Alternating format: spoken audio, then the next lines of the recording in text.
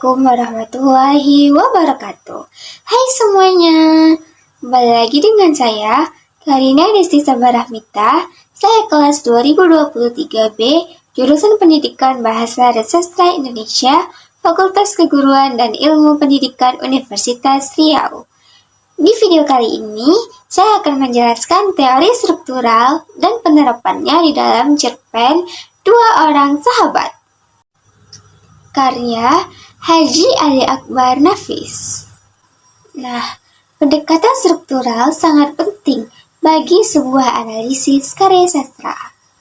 Karena pada dasarnya, karya sastra itu dibangun oleh unsur yang membentuknya. Strukturalisme adalah pendekatan yang menekankan unsur intrinsik yang membangun karya. Pendekatan struktural merujuk pada konsep unsur-unsur pembangun karya sastra seperti tema, tokoh, plot, setting, dan amanat saling berkaitan membentuk sebuah kesatuan yang utuh untuk menghasilkan makna secara keseluruhan. Teori struktural dalam cerpen Dua Orang Sahabat karya Haji Ali Akbar Nafis. Yang pertama, tema. Tema merupakan gagasan dasar umum sebuah karya sastra yang akan mengembangkan sebuah cerita. Tema di dalam cerpen ini adalah persahabatan dengan perselisihan antara dua sahabat.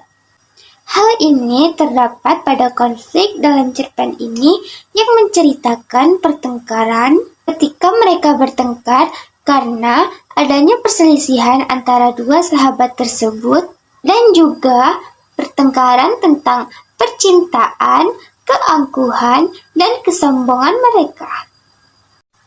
Meskipun berpangkal pada masalah cinta, tetapi yang banyak diangkat pada cerpen ini adalah tentang persahabatan itu sendiri. Yang kedua, tokoh. Tokoh merupakan pelaku yang memerankan adegan di dalam cerpen. Yang pertama, si kekar. Si kekar ini berbadan besar dan kekar, serta tangguh, berani, dan galak. Yang kedua adalah si kurus. Si kurus memiliki badan yang kurus serta tertindas, namun memiliki pemikiran yang kuat dan berani. Dan si kurus ini sangat pendiam dan cuek. Yang ketiga adalah si Nita. Si Nita merupakan tokoh wanita biasa pada zamannya. Dia memiliki sifat yang lugu, rendah hati, baik hati, penyayang, serta setia. Yang ketiga adalah alur.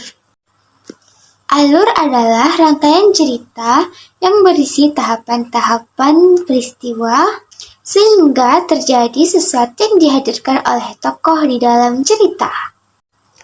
Alur di dalam cerpen ini menggunakan alur campuran. Ada yang maju dan juga ada yang menceritakan flashback-nya. Dari awal, si tokoh yang sedang berjanjian bertemu dengan tokoh lainnya dan sedikit menceritakan tentang cerita di masa lalu. Yang keempat adalah latar atau setting.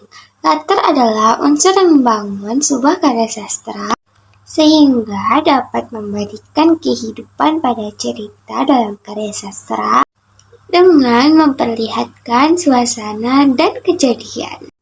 Sehingga pembaca dapat merasakan apa yang terjadi di dalam cerita tersebut. Latar tempat pada cerpen ini adalah yang pertama, yaitu jembatan beton, tempat di mana si kekar dan si kurus ini bertemu. Hal ini dapat dilihat dari kutipan berikut. Seperti sudah dijanjikan, dua orang laki-laki bertemu di jembatan beton dekat Simpang 3 di depan kantor pos. Yang kedua adalah rumah pinggir jalan, di mana pada saat itu si kekar dan si kurus pergi dari jembatan beton ke suatu tempat. Hal ini dapat dilihat dari kutipan berikut. Rumah di pinggir jalan itu sudah jarang letaknya. Yang ketiga adalah padang luas. Hal ini dapat dilihat dari kutipan berikut. Dan memang tak lama kemudian, mereka sampai ke suatu padang luas yang membujur di sepanjang kaki bukit di kejauhan itu. Yang keempat, yaitu pegunungan. Hal ini dapat dilihat dari kutipan berikut. Dibendung oleh kabut yang biasa turun di daerah pegunungan tersebut. Latar waktu pada cerpen ini yang pertama adalah malam. Hal itu dapat dilihat dari kutipan berikut. Keduanya sama mendekatkan arloji ke mata, seolah hendak tahu apa mereka datang tepat waktu. Ketika itu, malam belum tiba. Yang kedua adalah sore. Hal itu dapat dilihat dari kutipan berikut. Hujan yang turun sedari sore tinggal renyai. Malam kian gelap dan lebih dingin hawanya. Yang kelima yaitu sudut pandang. Sudut pandang adalah posisi pengarang dalam mengisahkan setiap alur cerita. Dan sudut pandang yang digunakan dapat dibagi menjadi beberapa jenis sesuai yang diinginkan pengarang. Sudut pandang di dalam cerpen ini yaitu menggunakan sudut pandang orang ketiga, yaitu di luar serba tahu, seolah-olah pelaku ini mengetahui seluruh kejadian yang dialami oleh tokoh cerita tersebut. Tetapi ia tidak terlibat di dalam cerita. Yang keenam yaitu gaya bahasa. Gaya bahasa yaitu penggunaan bahasa secara khusus dengan tujuan untuk mendapatkan efek tertentu di dalam hati pembaca. Gaya bahasa yang digunakan di dalam cerpen ini yaitu personifikasi dan asosiasi.